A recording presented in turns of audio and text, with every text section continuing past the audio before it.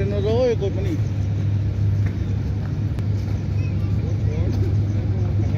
यो मान्छे पो अगाडि गयो त।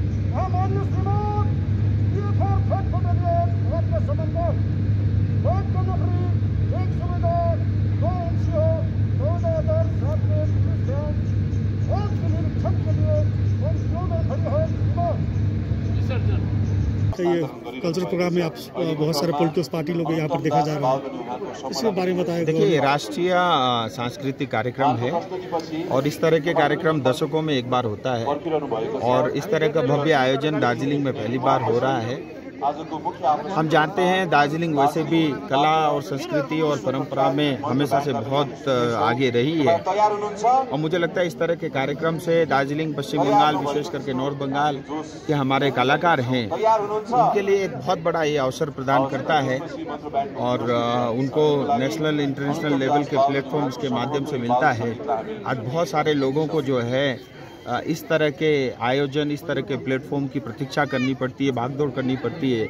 सो मैं आभारी हूँ भारत सरकार का और कल्चरल मिनिस्ट्री का कि वो स्वयं चल के दार्जिलिंग आए हैं और मुझे लगता है इससे हमारे जो यहाँ के स्थानीय कलाकार हैं और नॉर्थ बंगाल के कलाकार हैं उनको इससे मोटिवेशन मिलता है, प्रोत्साहन मिलता है।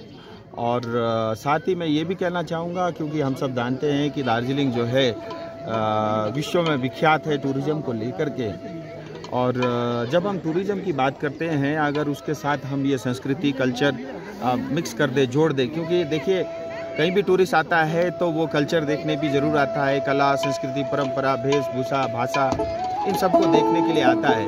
तो मुझे लगता है अच्छा मिश्रण हो सकता है और इससे अगर हम सब लोग जुड़े रहें तो मुझे लगता है एक दार्जिलिंग के लिए बहुत बड़ा अवसर हो सकता है यहाँ के टूरिज़्म के लिए, यहाँ के कल्चर के लिए। और तीसरी बात, दार्जिलिंग देखिए मतलब भारतीय गोरखाओं का दिल है और दार्जिलिंग की तरफ तमाम 1.5 करोड़ गोरखाओं की हमेशा नज़र रहती है और उस दृष्टि से भी मुझे लगता है कि इस तरह के आयोजन होना गोरखाओं के लिए भी बड़ा गर्व का विषय है और हम इस तरह के आयोजन से जो है हमारे कलाकारों को, हमारी परंपराओं को, हमारी खान पान को, हमारे पहनावे से लेकर के और हमारी भाषा को और हम आगे बढ़ा सकते हैं क्योंकि ये सब चीज़ें ऐसी हैं कि ठहरा पानी सड़ने लगता, बहता निर्मल होता है। चाहे वो ज्ञान हो, चाहे कला हो, चाहे परंपरा हो, चाहे भाषा हो, मुझे लगता है हम उसकी उन्नति तभी कर पाएंगे हम उसको जितना लोगों तक ज़्यादा से ज़्यादा फैला सकते हैं उससे ही उसका विकास संभव है, ऐसा मेरा मानना है। तो एक बार फिर मैं बहुत आभारी हूँ कल्चरल मिनिस्ट्री का, भारत सरकार का, कि उन्होंने इस बार इतने भव्य कार्यक्रम के लिए दार्जिलिंग को चुना और बहुत समय बाद दार्जिलिंग के लोगों को इस तरह का आयोजन देखने का अवसर मिला। मैं सांसद होने के नाते भारत सरकार का, कल्चरल मिनिस्ट्री का बहुत दिल से आभार व्यक्त करता हूँ। जैसे ये इस साल ये पहली बार दार्जिलिंग हो रहा है, आने वाले दिन में भी होगा? देखिए, ये पहली बार दार्जिलिंग में हो रहा है। मेरी प्रयास रहेगी कि इस तरह के आयोजन हर साल नहीं तो अल्टरनेट ईयर हो, बट इतना सरल भी नहीं रहता, क्योंकि भारत देश बहुत बड़ा है, बहुत परंपराएं, भाषा, बोली बोलने वाले लोग हैं।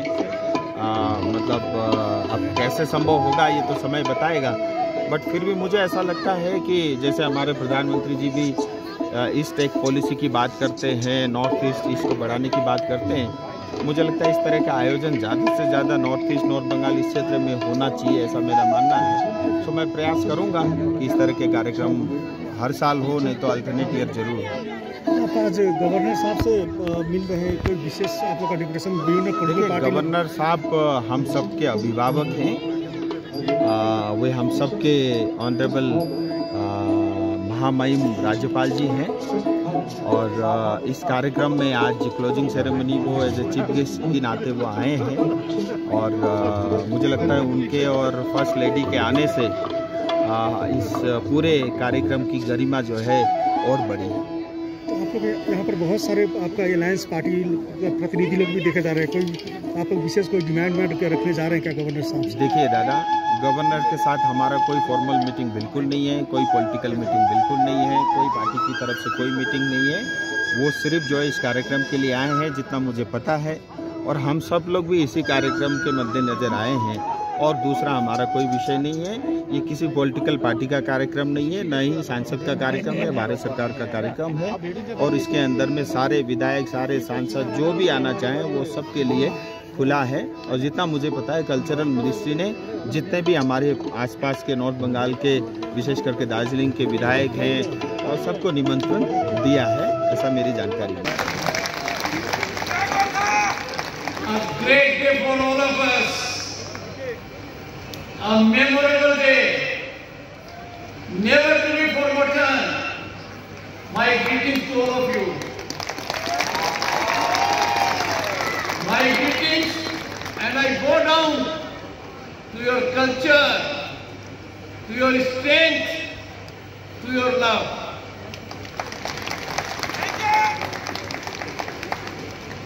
Honorable Member Parliament,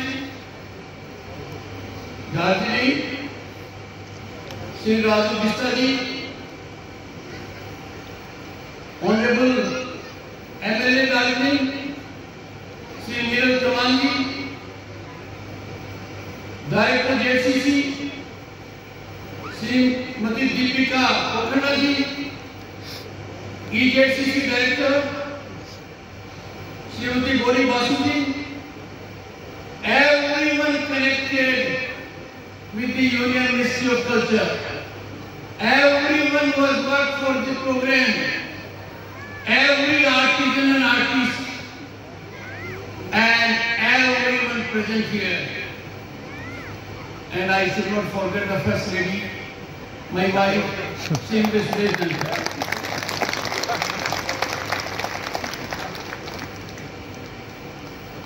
जब दार्जिलिंग आता हूं, आप अंदाजा नहीं लगा सकते, the new kind of energy in me. When I look into the eyes of the people, uniqueness, happiness, तब याद आता है दार्जिलिंग को क्वीन ऑफ हिल्स क्यों कहा जाता है। It is Queen of Hills. Darjeeling unique है, अनराइवल्ड है। जब मेरे सामने प्रस्ताव आया that this festival will be held, can it be held at Rajbhavan? It took me 1 second. It can't be anywhere else. It has to be at Rajbhavan. I am so happy a beginning has been made, and that will take us a long way.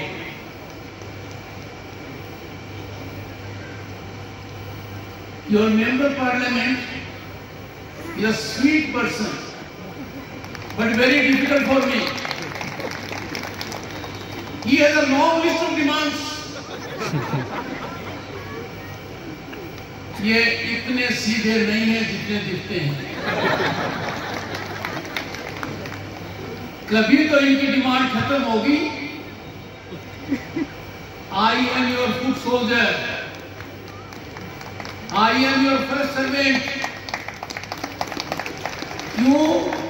Darjeeling की वजह से इस इलाके की और देश की दुनिया में एक पहचान है। दार्जिलिंग की चाय का ले लीजिए, कल्चर का ले लीजिए, और उन सबसे ऊपर यहाँ के लोगों की पहचान है। यहाँ के लोगों की ताकत, ज्वेलरी, उनका दमखम हर मौके पर दुनिया ने देखा है। दार्जिलिंग की ठंड में भी एक आनंद है। ये ठंड आपको गर्माहट देती है। इतने लोगों को इस हालत में देखकर, बच्चों को देखकर मुझे एक चीज याद आ रही है। We must have more progress. जब पिछली बार मैं आया था तो मैंने कई हिस्टोरिक चीजें देखी। मेरा मन किया था उनका डेवलपमेंट हो, दुनिया का सर्वश्रेष्ठ लेवल पर पहुंचे।